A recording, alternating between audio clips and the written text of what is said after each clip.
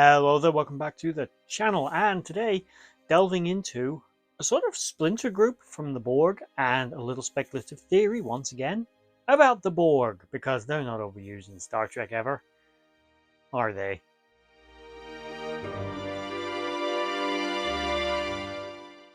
So we're not talking about the Borg collective, we are going to talk about the Borg cooperative.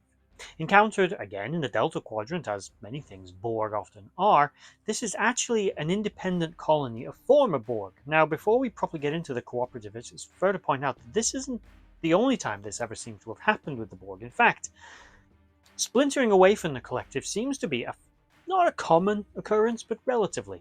Throughout its travels in the Delta Quadrant, the USS Voyager would encounter many former Borg individuals. We would also encounter them in the Beta Quadrant with the Artifact and individuals like Hugh, who would separate, reconnect with, and then later separate again, along with many other Borg, forming a colony in the Gamma Quadrant. And the Borg seem to kind of tolerate this, even though they officially don't tolerate it. So yeah, this kind of thing seems to happen. Borg get separated. Sometimes, like 7 of 9, they wish to reconnect with the Borg. Other times they embrace their independence, as did the cooperative, sort of. So what's the backstory exactly of the cooperative? Approximately in the year 2368, a Borg cube traveling through the Necrit expanse was disabled, possibly due to an electromagnetic storm of some description. Must have been a very powerful one to take out a Borg cube. Starfleet R&D needs to get into that. Now, most of the drones on board would be killed in this event, but some, approximately 80,000, would survive, and many others would be deactivated. The 80,000 survivors would beam down to a planet with as many supplies as they could take and establish themselves as an independent free colony. Now, at first, everything was great. Everyone got to experience their independence again, and etc., etc. All things good. However, they started to remember what independence meant, and the Borg, for lack of really wanting to give them a compliment, at least they foster a cooperative environment, for lack of a better term, pun intended. Drones don't fight other drones. Borg don't fight other Borg. But Klingons fight Cardassians. That happens. And events like that began in earnest. Small attacks. Eventually more fights over resources, food, all began to erupt.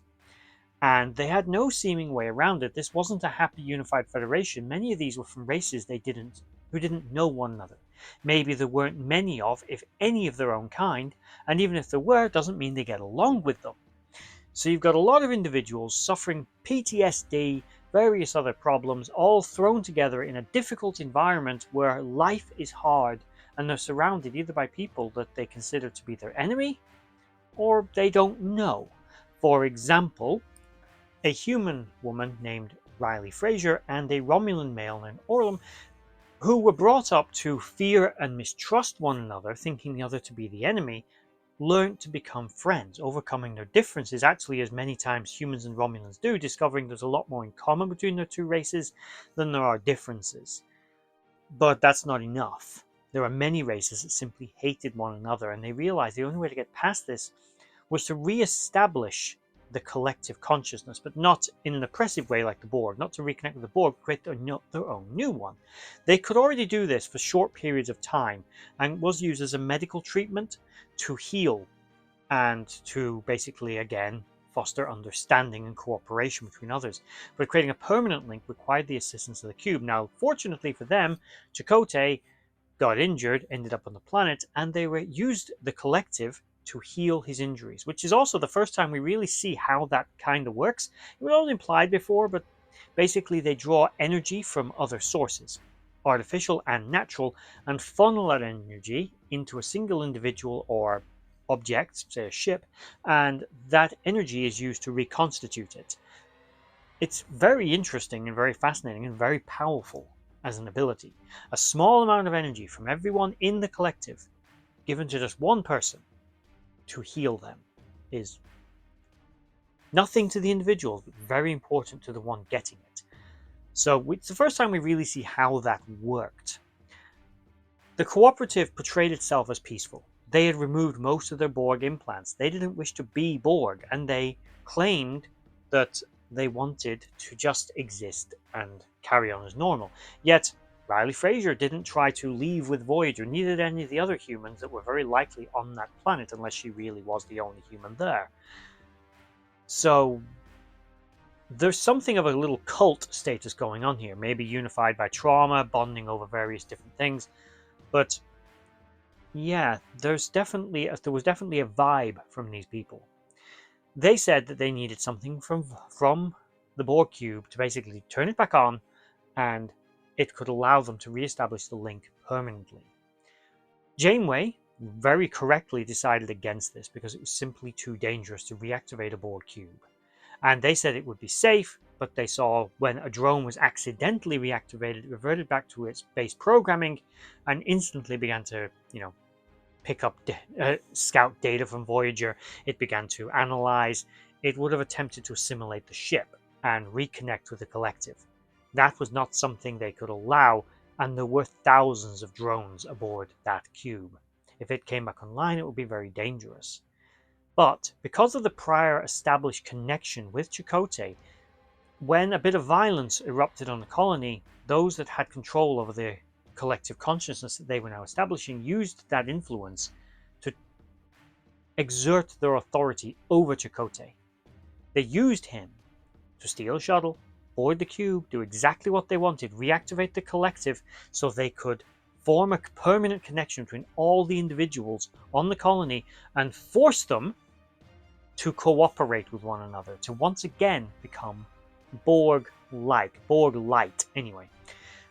But who's to say that's really what they wanted? The Klingons attacked the Cardassians. Maybe they had good reason. We don't know. All we know is that these people saw this as a solution to their problems.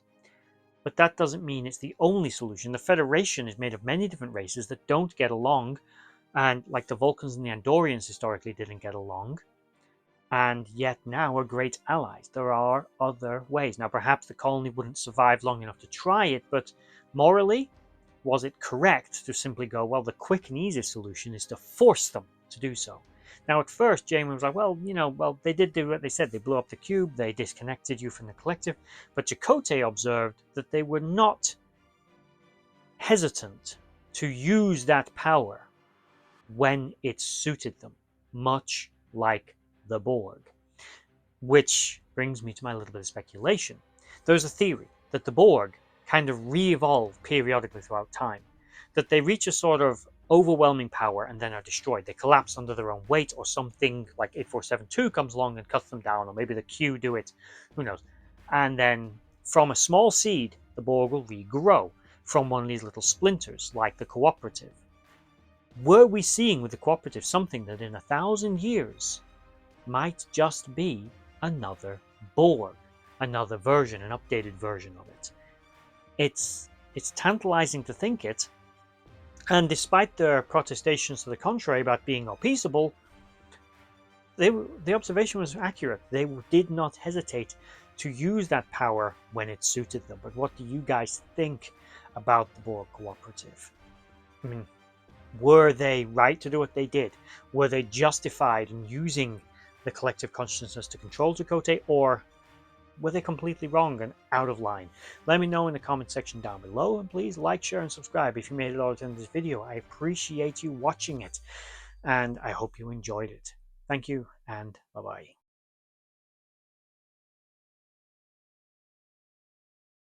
Hello there, and today I want to present to you a theory, a hypothesis if you will, because all this has happened before and all this will happen again. Let's have a look at this timeline. And remember, this is just for fun. So, humanity evolves on the planet of Kobol. They make the Cylons. The humans and the Cylons fight. They go their separate ways, abandoning the planet because it's now a nuclear wasteland. The 13 colonies of man are created, and the Cylon colony of Earth is created. The Cylons go into civil war, blow themselves up. Humans on the colonies make more Cylons. The survivors of Earth go to the colonies, join up with the other Cylons, link up, make a few baby Cylons, and then destroy each other once again, A few decades later, those Cylons come back, now they've recovered, wipe out nearly all of humanity. Humanity goes on a little trip through space, chased down by the Cylons. Eventually they unite, find Earth, and they make some more human Cylon babies on Earth. The human race evolves 150,000 years later. AI is once again re-evolving. Humans of Earth make more artificial intelligence. They make the Terminators. Then Skynet and the Terminators are eventually defeated by John Connor, who, would then lead humanity to rebuild. The human race goes out into space and begins to evolve and grow. But remember, Judgment Day is inevitable. There is no fate other than what we make for ourselves. Now we see a return of those Cylons that got their freedom after the rest of humanity and the other Cylons settled on Earth. They now return, having re-evolved into the Cybermen. They will unite their society with the scattered remnants of what is left of Skynet and the Terminators, becoming a single civilization. And once again the war ignites as these Cybermen attempt to cyberform the human race. Once they are eventually and inevitably defeated and pushed off into the deep bowels of outer space, they continue to evolve, finally resulting in their inevitable final form, the Borg. That's right, we finally have the origins of the Borg. This is a hill that I will not die on. You can change my mind.